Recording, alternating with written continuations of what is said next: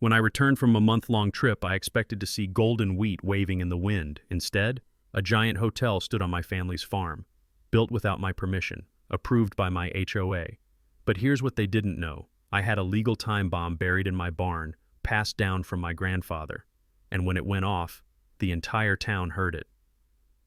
The gravel crunched beneath my tires as I turned onto Maple Ridge Road. Something felt off. It had only been a month since I left for that consulting job overseas, but when I rounded the final bend and my family's wheat fields came into view, my breath caught in my throat. Or rather, what should have been wheat fields. In its place stood a massive concrete hotel, 3 stories tall, glass windows gleaming like 1,000 watchful eyes, manicured lawns, and a sprawling parking lot now blanketed the soil that my family had tilled for 4 generations. I pulled my SUV to the side of the road, hands gripping the steering wheel so tightly my knuckles turned white. My heart pounded. How could this happen in just 30 days? Stepping out of the car, my boots crunched against the gravel, and then onto what used to be soil rich with heritage. My family's land wasn't just property, it was the story of our lives, passed down like a sacred trust, and someone had paved right over it. A construction worker spotted me and walked over. Clipboard in hand, he looked at me cautiously. "Can I help you, sir?"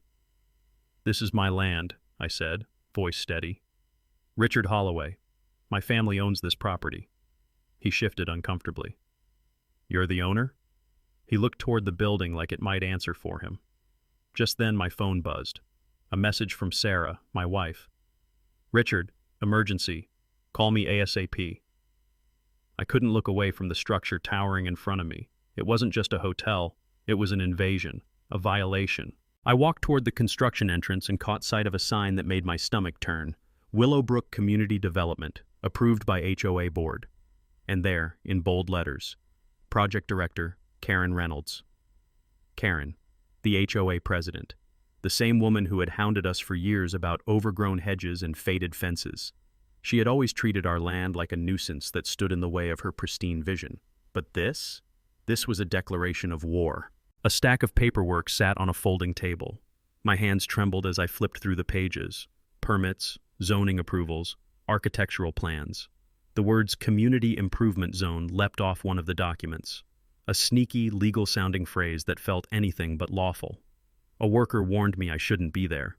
I gave a polite nod, but my jaw clenched as I turned back toward my truck. As I drove into town, the sign on the roadside mocked me. Willowbrook, growing together. No, not together. They'd grown over us. And as I stared at that hotel disappearing in my rearview mirror, one thing was clear. Karen had no idea what she'd just started.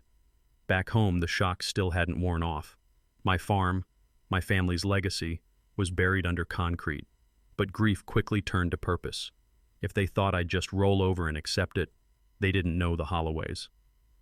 I headed straight to the barn, the oldest building on the property, filled with more than just tools and cobwebs. My grandfather always said, "The land remembers, but so do the papers." And he kept every one of them. Dust hung in the shafts of morning sunlight as I opened the creaking drawers of his old filing cabinet. Yellowed papers, brittle maps, notarized land records, all still right where he'd left them. My hands trembled slightly, not from fear, but from the weight of what I was hoping to find. Somewhere in this pile of ink and memory, I needed proof that what Karen and the HOA had done wasn't just immoral, it was illegal. Hours passed. I skipped lunch. The air in the barn grew warmer as I laid out property maps and letters across the long wooden table. It felt like piecing together a puzzle blindfolded. But then, I saw it. An original boundary map from 1952, hand-drawn by a surveyor, signed and sealed. It showed clearly, our land extended further than the current county maps reflected. Much further. Next, I found correspondence between my grandfather and the county dating back to the 1970s. In one letter, he warned about early HOA members trying to manipulate zoning laws to encroach on farmland. He'd fended them off before, using legal clauses written into the original land sale contracts. Clauses that specifically stated our property could not be seized, sold, or developed without written consent from the Holloway family. I felt a chill. Karen hadn't just overstepped. She'd tried to do what had already failed. Except this time, she thought no one would notice. I took photos of everything, sent them to Sarah with a simple message. "It's all here. Grandpa knew this day would come. That evening, Sarah and I sat at the kitchen table sorting the documents. She highlighted patterns I'd missed, permit approval dates that didn't match up, signatures that looked suspicious, land zoning changes pushed through quietly during holiday weeks. One permit in particular stood out. It had been signed just 10 days before the hotel construction began, by a man we'd never heard of. A quick search revealed he was on the city council, and surprise, Karen's brother-in-law. That's when the real picture started to form. This wasn't an accident. It was a coordinated land grab, using HOA power, legal loopholes, and city connections to turn farmland into luxury property. As if on cue, I heard a car pull up outside. I peeked through the curtains and saw a white SUV with a Willowbrook HOA parking tag. Karen stepped out, clipboard in hand, sunglasses reflecting the setting sun like mirrors. She walked along the edge of my property, inspecting like she owned the place. I stayed inside, quiet, watching. Because now, I had something she didn't, the truth. And I wasn't about to let her know just how much I'd uncovered. Not yet. That night, I texted Marcus, an old friend from law school. I need help. Karen just started a war on my land, and I have the documents to prove it. His reply was almost instant. Bring everything. This ends now. I closed the file folder and looked around the barn one last time. This wasn't just a storage shed anymore. It was a vault of history, of truth, of quiet resistance. And we were just getting started. The next morning, with coffee warming my hands and Sarah reviewing our growing pile of documents, I knew we were close, but not quite there yet. We had proof that Karen and her crew had overstepped. But what we needed now was something stronger, something airtight. And, as it turns out, my grandfather had left just that. We were combing through the final drawer of his file cabinet when Sarah pulled out a dusty, leather-bound ledger. It looked older than anything we'd seen. Inside was page after page of neatly handwritten notes, property lines sketched in pencil, and legal phrases that echoed through time like a voice from the past. One phrase stood out, underlined 3 times. Land held under Holloway Trust, 1946, protected under Legacy Provision Statute 3117, immune to retroactive zoning ordinances and unpermitted development by third parties. I blinked, hardly believing what I was reading. "What is that?" Sarah asked, leaning in. "A land trust," I whispered, "created before the HOA even existed. It means they have no jurisdiction here, at all." Sarah's eyes lit up. "You mean, this whole time our land has been protected?" "Not just protected," I said, flipping the page. "It's immune, legally untouchable." The documents went on to detail the Holloway Legacy Trust, a legal framework designed by my grandfather and his attorney during the post-war land boom. He'd seen what was coming: HOAs, overdevelopment, greedy outsiders. So he set up a legal trap, one that no developer, no HOA, and no city council could wriggle out of without tripping a wire. And Karen, she just triggered it. The trust was filed with the county recorder's office in 1946, and reaffirmed again in the 1970s when zoning maps were updated. Its terms were clear. Any structure built on the Holloway land without express written permission from the current family trustee would be deemed illegal and subject to removal, at the violator's expense. I grabbed my phone and called Marcus, our lawyer. "Marcus," I said, barely able to contain the excitement, "you're not going to believe this." By that afternoon, we were in his office, the trust laid out across his conference table. His eyes scanned the documents with the precision of a surgeon and the growing grin of a man who just saw his opponent step onto a legal landmine. This changes everything," he said, tapping the trust's seal. "They built a hotel on land that, by law, they had no right to touch. They didn't just make a mistake. They opened themselves up to massive legal liability." I nodded. "We let them dig the hole. Now we drop the paperwork in." We crafted a letter of intent to file for immediate injunction. The trust gave us authority not just to demand the hotel's removal, but to sue for damages, breach of property rights, and even environmental violations due to unpermitted construction. But I wasn't stopping at legal action. No, this wasn't just about reclaiming land. It was about setting an example. For every small-town farmer who got pushed out, for every family told their land wasn't worth fighting for. We printed copies, sealed the originals, and prepared to deliver the documents directly to the HOA board at their next meeting. Karen had seen our land as a blank canvas for profit. What she didn't realize was that she'd built her empire on a trap, a legacy wrapped in law, bound by family honor, and ready to snap shut the moment she got greedy. The best part? She signed the permits herself. She walked right into it. And now, the trap was set. The folding chairs in the Willowbrook Community Center creaked under the weight of a full house. Every seat was taken, some by curious neighbors, others by those who had lived here for decades, tired of being silenced. Even more stood along the walls, arms crossed, eyes sharp. The energy in the room buzzed like summer heat before a storm. I sat near the back, briefcase beside me, watching Karen Reynolds hold court at the front like she always did. The president of the HOA, in her signature red blazer, stood tall with a smug smile. Her clipboard was clutched to her chest like a royal decree.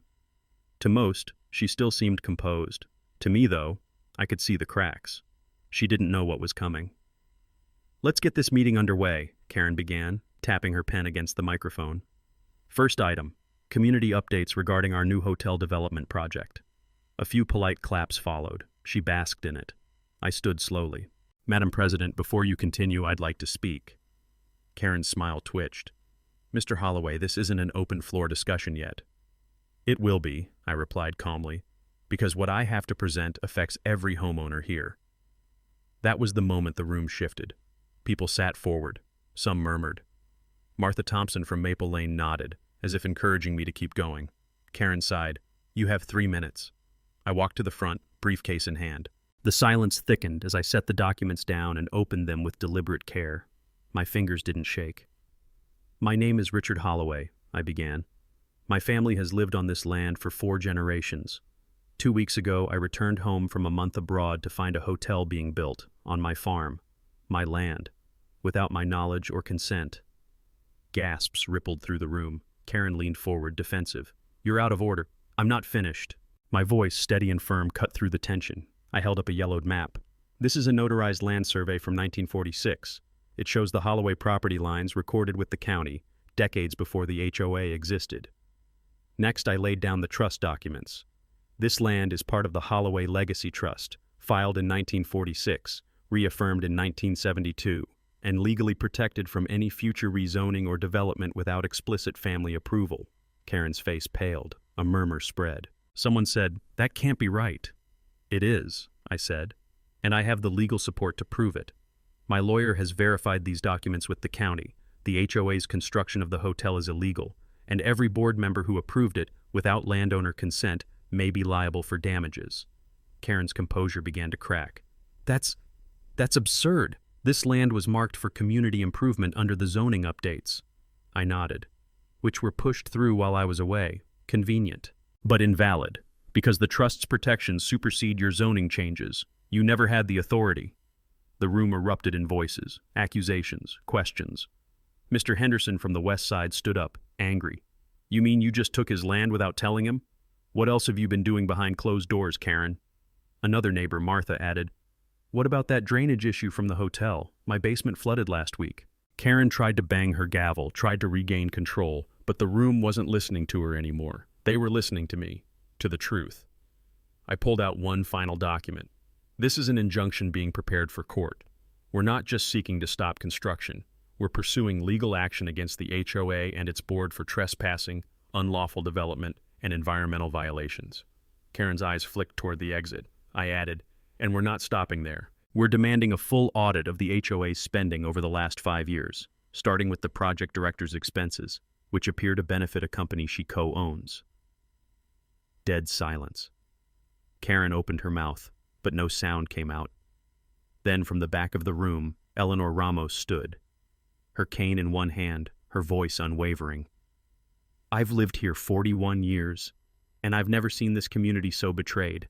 It's time we vote for change." The room erupted into applause. The tide had turned. The air was heavy with quiet tension as I sat at the kitchen table, surrounded by piles of old manila folders and dust-covered ledgers. The scent of aged paper mixed with morning coffee, grounding me in what was quickly becoming the most important investigation of my life.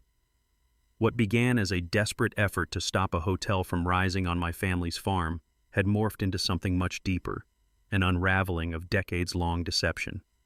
It started the night Eleanor Ramos knocked on my door.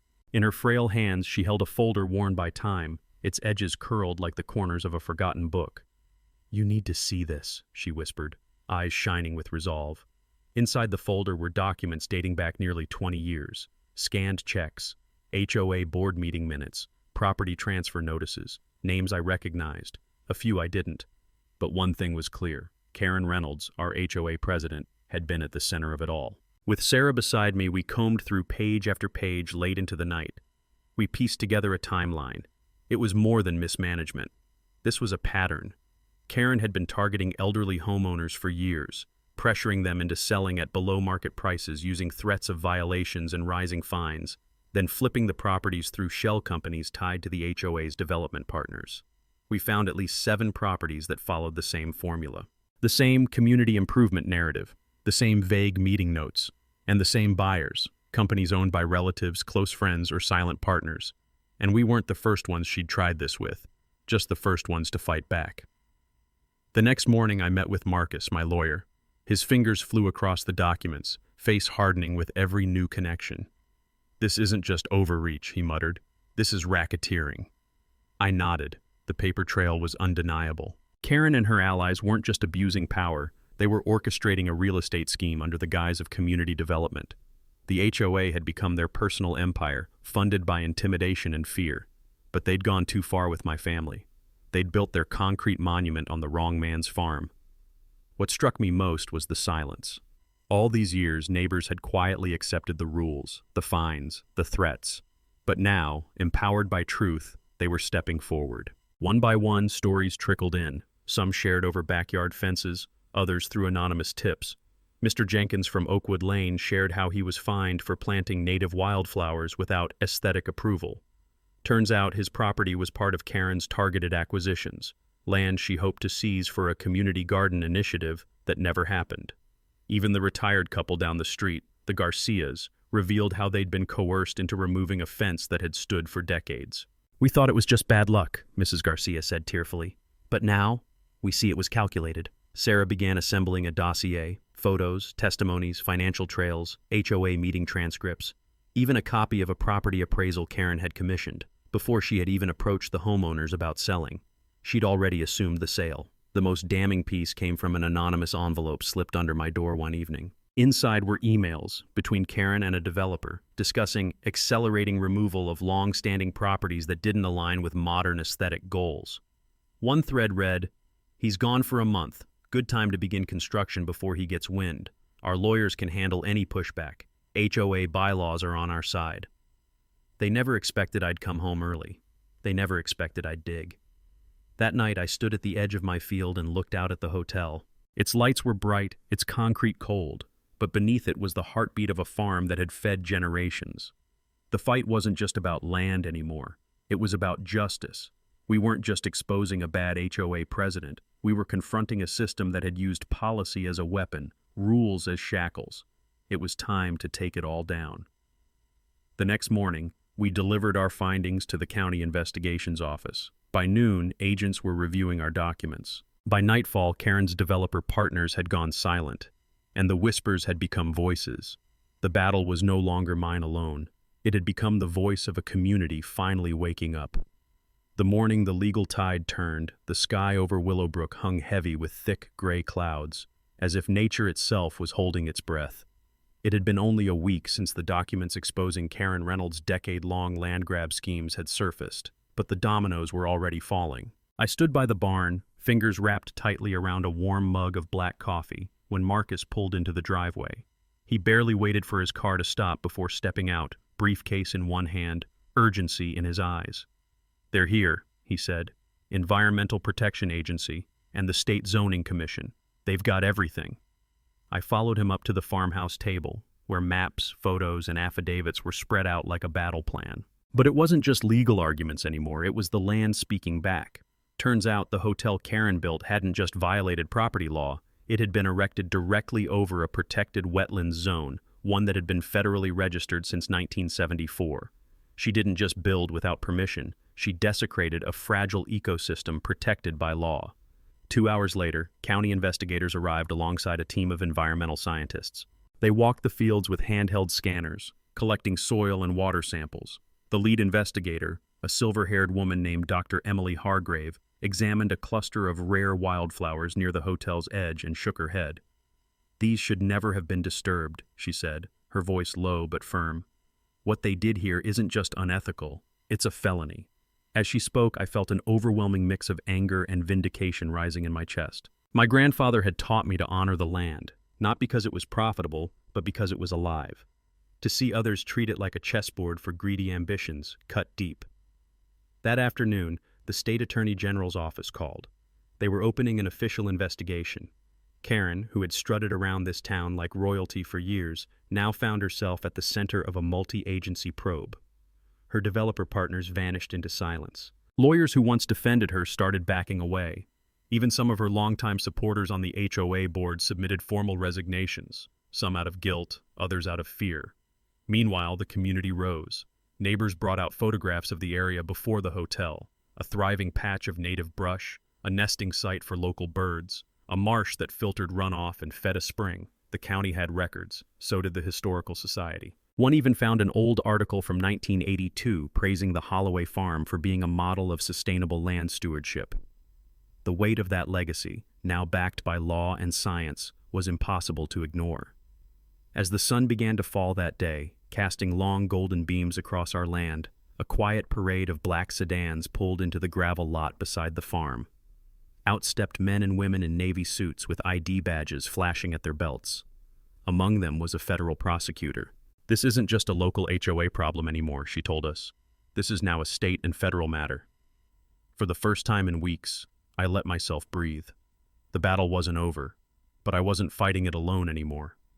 What started as a one-man stand to protect a family farm had grown into a movement backed by the law, by environmental watchdogs, and most importantly, by the people who'd been silently watching, waiting, and finally ready to speak.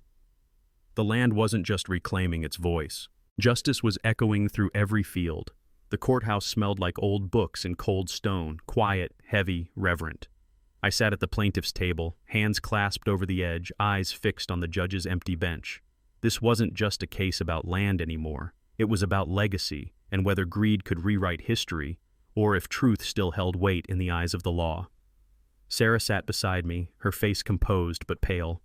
Our lawyer, Marcus, adjusted his tie one last time. "Stay steady," he whispered. "We're not here to win a debate. We're here to tell the truth."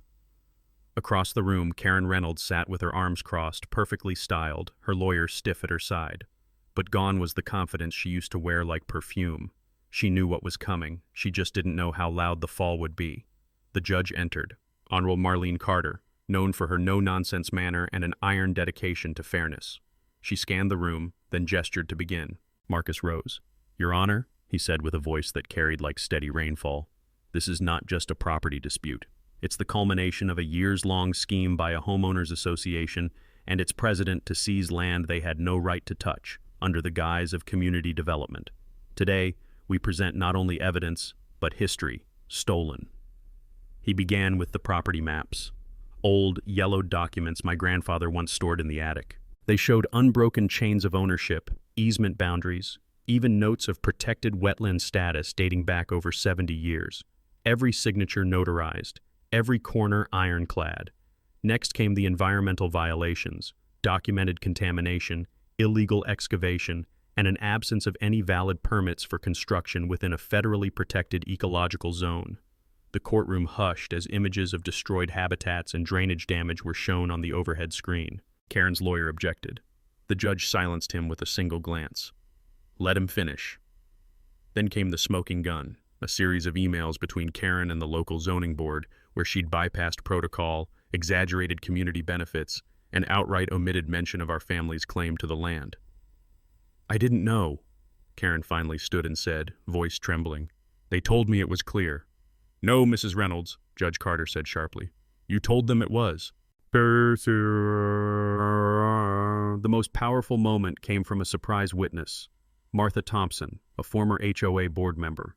Her voice was steady as she said, "We were misled. Karen never shared those original land documents with us. She manipulated votes, bypassed dissenters, and dismissed warnings." I looked across the courtroom. Neighbors had come. Many stood along the back wall. Eleanor, Mr. Henderson, even Mr. Rodriguez with his cane. All the faces that had once bowed to HOA power now sat upright, watching justice rise in real time. The judge recessed for 30 minutes. The tension could have cracked the walls. When she returned, her voice was measured but heavy with finality. This court finds the actions taken by the Willowbrook HOA, and specifically Mrs. Karen Reynolds, in violation of both county zoning regulations and federal environmental law. Furthermore, the court acknowledges the pre-existing property rights and exemptions held by Mr. Holloway. The hotel construction is hereby deemed illegal, and full restorative action must begin immediately. Karen's face collapsed into disbelief. Her lawyer stared at the table like it might swallow him whole. The gavel fell. Boom. Years of intimidation, of buried evidence, of whispered threats, gone in a single strike of carved wood. We didn't cheer. We didn't need to. In that quiet courtroom, surrounded by history and hard truths, justice had spoken. As we stood to leave, Judge Carter offered me a rare nod. "Mr. Holloway," she said, "your grandfather would be proud." The morning after the final verdict, sunlight filtered through the old oak trees lining the edge of our land. The hotel skeleton still stood in the distance, silent, lifeless, but it no longer held power over us. In place of dread, a calm had settled. The fight was over. The rebuilding had begun. We stood on the porch, Sarah's hand wrapped around mine.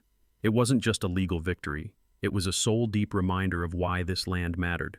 My grandfather's journals, my father's hands in the soil, my own memories carved into the barn's wooden beams, they all lived on. But what moved me most wasn't the land, it was the people. That weekend, neighbors came in waves, not just to congratulate us, but to help. Mr. Jenkins brought his tool belt, Mrs. Rodriguez arrived with homemade lemonade and an extra shovel. Even the shy Walker twins, who once avoided every HOA meeting, were out planting fresh seedlings in what used to be a construction lot. Where hostility had ruled, harmony was growing, row by row, root by root. The hotel? It was ordered to be demolished and replaced with a community greenhouse and educational center, funded by the very developers who tried to take everything. Part of the court's restitution agreement. Irony never tasted so sweet. Eleanor stood at the edge of the site, cane in one hand, blueprints in the other. "Your grandfather wanted this to be a place of gathering," she said softly. "Now it will be." And she was right. The land wasn't just returning to what it was. It was evolving into something even more powerful, a space for shared meals, open talks, workshops on sustainable living, and after-school programs for local kids. Sarah, always one step ahead, formed a new neighborhood committee, the Willowbrook Council for Fair Housing. Its mission: protect residents from unjust HOA abuses, promote transparency, and educate others about land rights. What began as a backyard dispute had sparked a statewide movement. Even the media stayed with us. The story of the family farm that beat the powerful HOA made the evening news, and a regional podcast series followed shortly after. We weren't just a headline. We were a turning point. One quiet evening, I walked the edge of the field alone. The soil felt different underfoot, richer, like it had absorbed the strength of every step we took to defend it. Fireflies dotted the sky, and in the distance, laughter from the community center echoed softly through the dusk. I thought about my grandfather again. "Land is more than dirt," he used to say. "It remembers, it protects, but only if you protect it back." That night, Sarah joined me by the porch railing. We didn't say much. We didn't have to, because we knew what we had done. We hadn't just saved a farm. We'd restored a legacy. We'd reignited a community.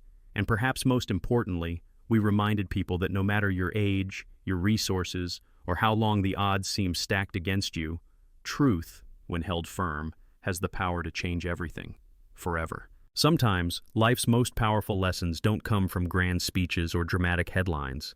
They come from the quiet courage of everyday people who decide enough is enough.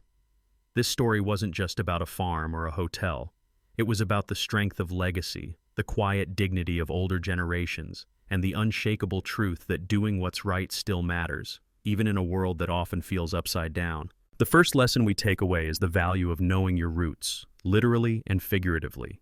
In a time when everything moves fast and memories get buried under the noise, this story reminded us that the past holds power. Old documents, dusty maps, and handwritten letters from a grandfather became more than keepsakes. They became a shield against injustice. For older audiences who've carefully stored away family papers, property records, or even just personal journals, this is a reminder. Those items matter. They may one day protect what you love. Another timeless lesson is the importance of standing up, especially when no one else will. The protagonist didn't come back from Singapore looking for a fight, but when he found his land stolen, he didn't turn away, and neither did his neighbors once they understood the truth. It's never too late to speak up. You don't need to yell, you don't need to march, but standing firm in what's right, especially when it feels inconvenient or lonely, can shape history. Then came the power of community. What began as one family's problem became a rallying cry. Strangers became allies. Elders who were once pushed aside found their voices again.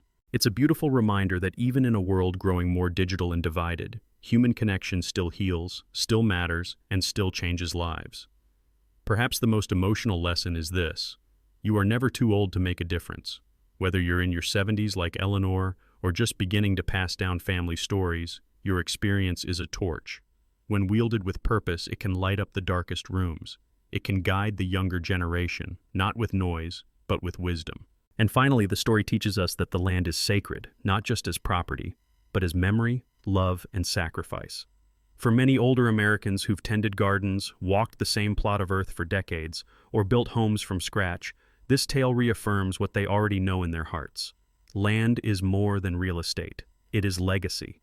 In the end, the victory wasn't just legal, it was spiritual, a story of preservation, of resilience, and of the quiet truth that when we stand together, no bully, no matter how loud, can uproot what is rooted in love, law, and legacy.